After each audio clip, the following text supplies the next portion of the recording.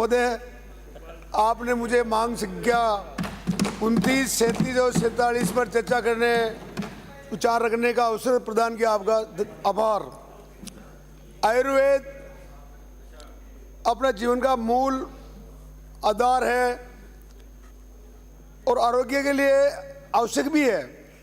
रोग प्रतिरोधक क्षमता, जिसे हम इम्यूनिटी पावर के नाम से भी जानते हैं, इसे बढ़ाने में योग आयुर्वेद की अहम भूमिका है। कोरोना महामारी के बाद तो इस निर्वात सत्य को भी सभी स्वीकार किया है।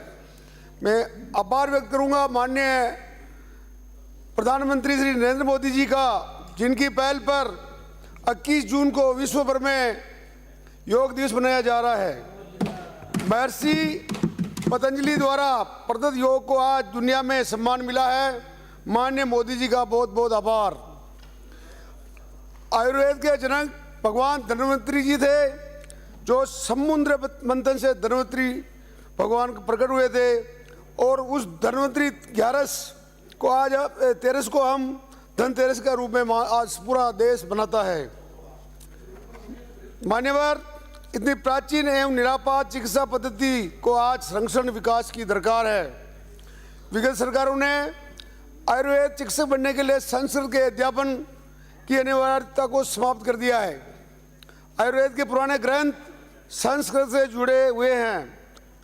आयुर्वेद चिकित्सकों की नई पीढ़ी प्राचीन आयुर्वेद के ग्रंथों से दूर हो चुकी है। ये अपने लिए बहुत चिंता का विषय है।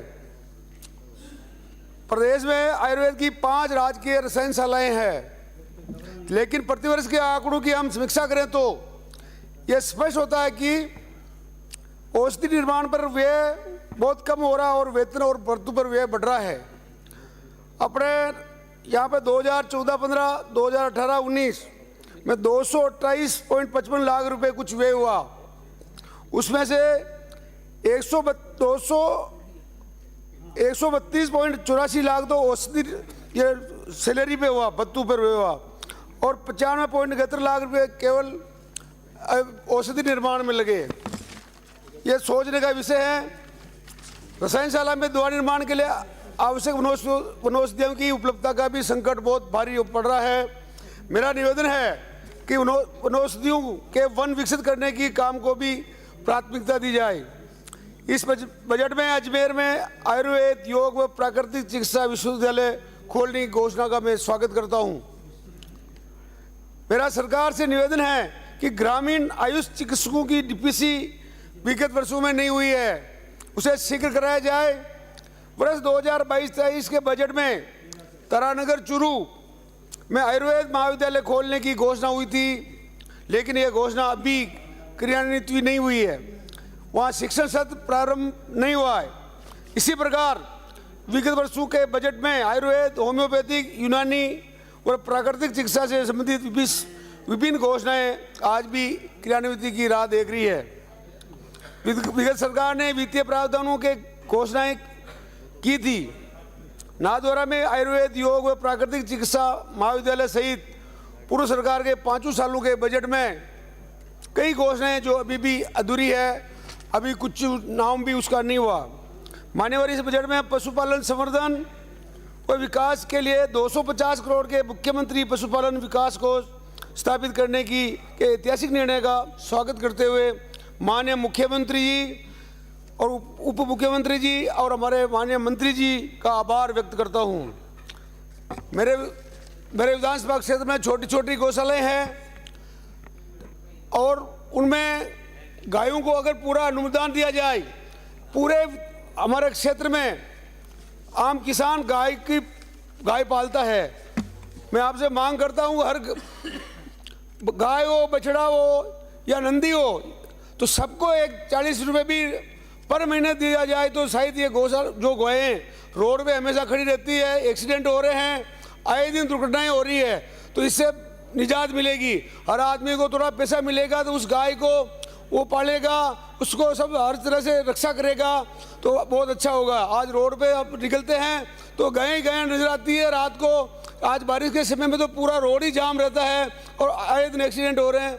ये मैं सरकार से मांग करता हूँ, हमारे 125 पशु चिकित्सकों के वह 522 पशुधन सहायकों के नए 45 पद सर्जित किए, उसका मैं निर्णय का स्वागत करता हूँ। गोपालन हमारी संस्कृति तो है ही, हमारी ग्रामीण अर्थव्यवस्था का मूलाधार भी है। विगत सरकार ने पंचायत समिति स्तर पर नंदीशाला खोलने की जो घोषणा की थी, एक भी जगह नदी कोई नहीं खोली। मेरा निवेदन है कि छोटे खेतों में बेल आधारित कृषि को प्रोत्साहन दिया जाए और पंचकर्मों के चिकित्सकीय महत्व से जनता को अवगत कराने की योजना बने, जिससे गौ संरक्षण हो सकेगा। विगत सरकार ने स्टाम्प पर वसूले जाने वाले गौ संरक्षण अधिकार का समुचित वितरण भी गौशालाओं का नहीं किया। मान्यवर, एक ऐसी विडंबना है कि देश की आज़ादी के बाद शासन करने वाले दल ने राज्य को तो धर्मनिरपेक्ष घोषित किया, लेकिन प्रमुख धर्म स्थानों को जहां पर चढ़ावा व संपत्ति आती है उनको सरकार के नियंत्रण में ले लिया, और जहां चढ़ावा नहीं आता, जहां दान पात्र में पैसे नहीं आते हैं, उन एक भी मंदिर को सरकार अपने स्वामित्व में नहीं लिया है। मेरा निवेदन है कि देवस्थानों को सरकारी नियंत्रण से मुक्त किया जाए।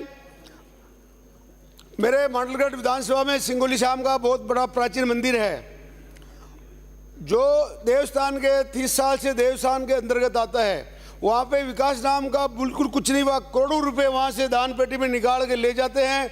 वहाँ पे सुबह अभिषेक होता है और वहाँ पे जो मंदिर की तरफ से कार्यक्रम होते हैं उसका पैसा भी पूरा नहीं मिलता है, और जो आदमी वहाँ नौकरी करता है उनको कुछ पैसे देके उसको सैलरी दी जाती है।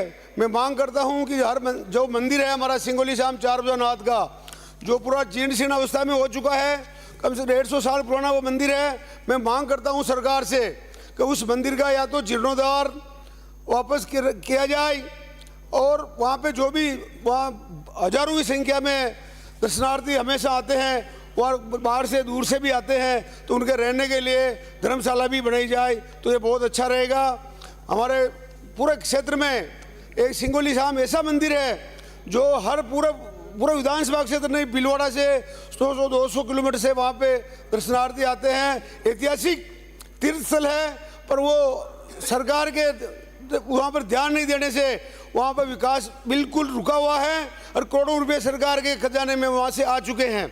और इसी तरह हमारा त्रिवेणी संगम है, जहाँ 3 नदियों का संगम है, और प्राचीन शिव मंदिर है, वर्षों पहले का, हजारों साल पहले का मंदिर है। त्रिवेणी नदी में आप उस जगह का विकास करने के लिए वहाँ पर घाट बनाया जाए, वहाँ पे जो दाह संस्कार होता है उसके लिए दाह संस्कार की सुविधा दिलाई जाए, और वहाँ पे पार्क और धर्मशाला का निर्माण सरकार कराया जाए। वहाँ पे बहुत अच्छा विकास होगा और टूरिज्म भी वहाँ पे पनपेगा। हमारे इसी तरह हमारे तिलस्वां नाथ है, जोगनिया माता जी है, हमारे बाण माता जी है, हमारे मांडलगढ़ का ऐतिहासिक प्राचीन दुर्ग है जो हमारी प्राचीन संस्कृति को भी लिए हुए हैं। वहाँ पे एक बड़ा 4 भुजानाथ का बहुत ऐतिहासिक मंदिर है, उसका भी जीर्णोद्धार कराने का आप आदेश करें। मैं और भी मेरे क्षेत्र में बाण माता जी और हमारे सरदला श्याम और भी देवनारायण भगवान के मंदिर है, उनका भी जीर्णोद्धार होना बहुत जरूरी है। बहुत पुराने हो चुके हैं, जर्जर अवस्था में हैं। सरकार को मैं वहाँ ध्यान दिलाना चाहता हूँ कि वहाँ पे आने वाले समय में पूरी वहाँ की व्यवस्था अच्छी की जाए। मैं मेरे विधानसभा में और भी जो पुराने मंदिर है, पुराना मांडलगढ़ का किला ऐतिहासिक किला है, और किला के नीचे हमारे जालेश्वर नाथ का मंदिर है, वो भी बहुत प्राचीन है। तो उसका भी अपने मंत्री जी इस अपने जवाब में घोषणा करें तो बहुत अच्छा रहेगा। आपने मुझे बोलने का अवसर दिया, आपका बहुत बहुत आभार। श्री मनोज कुमार जी।